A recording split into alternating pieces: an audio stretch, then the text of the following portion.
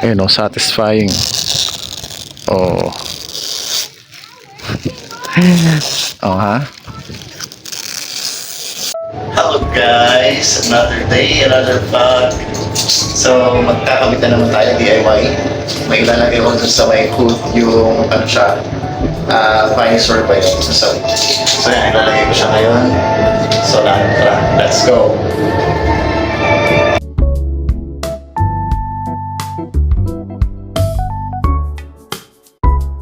So, ito na siya guys, kaso maulan. Pagkababa ko, kala ko kasi sa taas hindi siya umulan eh. Kala ko makulimlim lang yung langit. Pero pagbaba ko, umuulan pala. So, ayan siya ngayon. Pakita ko muna yung looks niya. So, yung ikakabit natin for today's vlog is yung visor. Visor dito sa front. Diyan sa ano, sa hood. Siya, yan lalagay natin siya. Diyan. So, yan yung current looks niya. Diba? Ayan, ganyan yung itsura niya ngayon. So, actually, ang ganda lang naman eh. Hindi lang ako matahan sa buhay ko talaga. Ayan, sobrang forma na niya nga eh. Pero yun nga, since gusto kong kakaiba, so lalagyan ko siya doon. Actually, ito yon. Pakita ko sa inyo. Umaambon eh, pero so ibig sabihin hindi ko siya makakabit ngayon. Mamaya, papatitalain ko muna. Yan. So, yan siya. So, mamaya bubuksan ko. Patilain ko muna yung ulan kasi medyo malakas na nga. Oh. Medyo malakas-lakas. Makulimlim siya. Oh.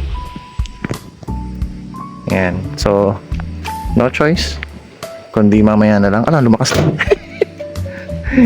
Lumakas na yung ulan. Yan. Saka actually, nilipat ko siya dun sa kabilang side. So, taka. Lipat ko muna yung sa parking. Lipat ko muna siya. Doon sa medyo malapit. Doon. Saka maulan na kasi. So yan na nga. Hindi pa ako nakakaalis. Hindi ko pa nalilipat. Sumobra na ang lakas ng ulan. Okay. I think matagal-tagal pa to. Sumamaya na tayo kasi sobrang dilim ng langit. Okay. So anyway. Lipat ko muna siya ng parking. At ang lakas na ng ulan. So ayan guys, good day. Buti na lang, tumila na yung ulan. So ayan, buksan na natin ang ating ikakabit. Pero abante ko ng konti kasi masyado dikit dun sa kabila. So pakita ko lang ulit yung itsura niya ngayon. So ganyan yung looks niya. And so ang ikakabit natin, syempre yun nga, yung visor dito. So okay, abante ko lang konti. So yan na, bubuksan ko lang. Let's go.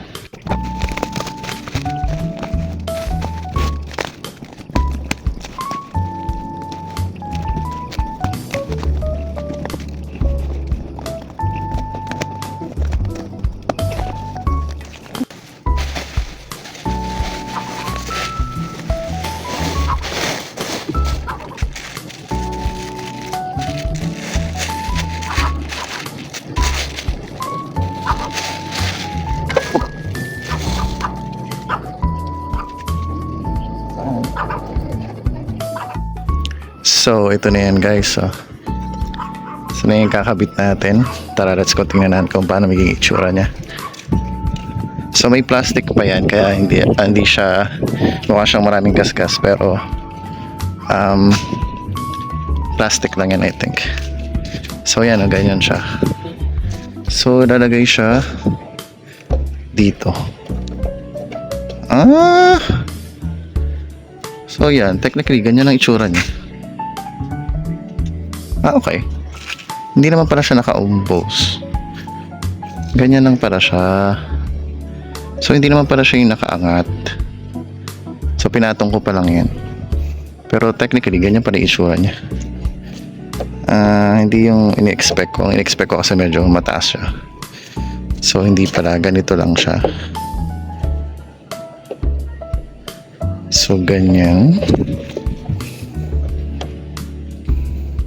Okay. So, ganyan yung tsura. So, sige, tara. Kabit na natin.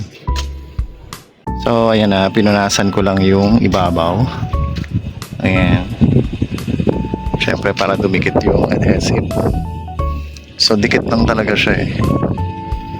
So yan, tingnan ko na kung paano ko siya install. So madali lang to for sure. Sige, ilagay ko na. So yan guys, ready na nating ikabit.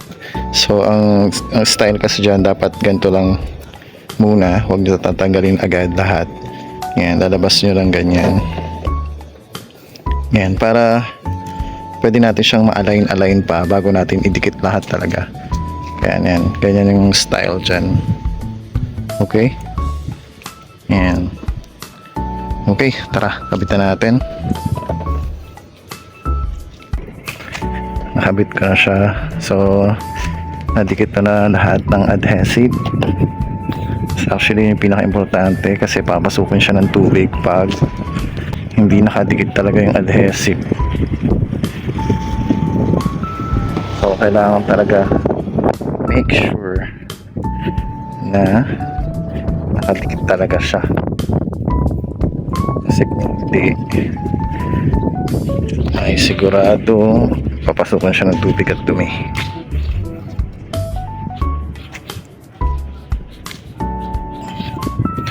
Ito, mas importante yung dikit dito talaga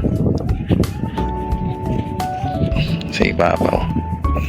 Anyway, madali naman to. Pupush lang natin na madikit lahat.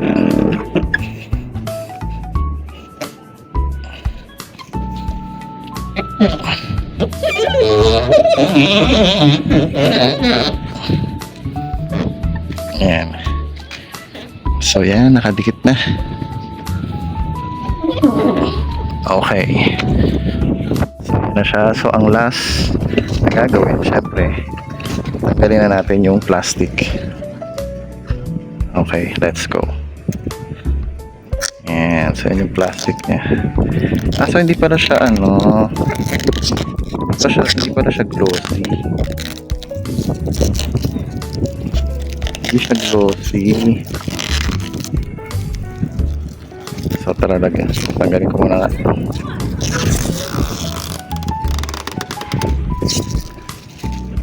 Okay, tanggalin ko muna. Ayun, satisfying. Oh. Oh ha? Yun, done. So yan ang itsura niya, tingnan natin.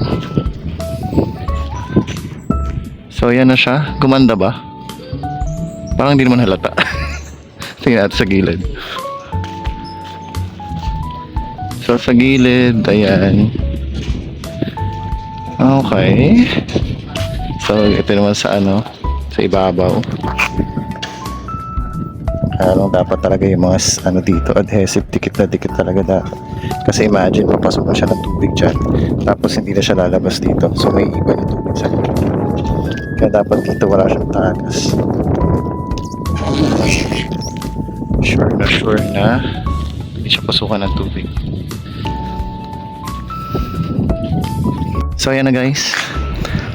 Yan na yung final look niya. Ang kanyang itsura. So hindi ko masyadong makita yung kung nag-improve ba siya o hindi, kasi since naitim din siya, saka hindi siya glossy, kaya hindi ko masyadong ma-appreciate, pero okay naman, sulit naman siguro para sa atin. So parang kakulay siya naman, so tumerno naman sila. Okay, tingnan natin. So yeah, okay naman. Parang disappointed eh. So yan siya. Oh, anyway, yan na yan. Yan ang kanyang final looks. Okay, magtatapon na ako ng basura. Ayun yung basura ko. So ito pala guys, pakita ko lang siya from the driver's side. So yan yung itsura niya. Hindi naman siya masyadong nakataas. Ayan, no? So yung worry ko lang talaga dyan is yung baka pasukan siya ng tubig pag malakas yung ulan, and then wala siyang lalabasan. So yun lang naman. Pero update ko na lang kayo pag kung anong mangyayari. So okay, yun lang guys. See you on my next vlog. yun lang guys. Bye.